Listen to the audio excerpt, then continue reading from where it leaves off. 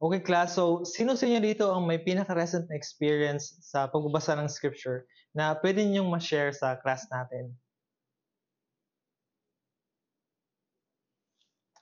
Linus? Nung isang araw po kasi, I was reading my scriptures during my scripture study.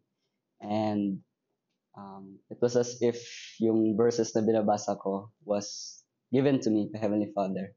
He gave it to me at the time na I needed it most, at the day na I needed it most. Sa time na pinaka-lowest ko, and knowing that He really is there looking out for me. Wow, thank you very much, Linus, sa pag-share niyan. So, yan ay isang mahalagang paalala para sa atin, no? Na personally, kilala tayo ng ating masalangit at mahal niya tayo. At alam niya kung ano yung ating mga pangailangan. Thank you very much sa pag-share niyan, Linus.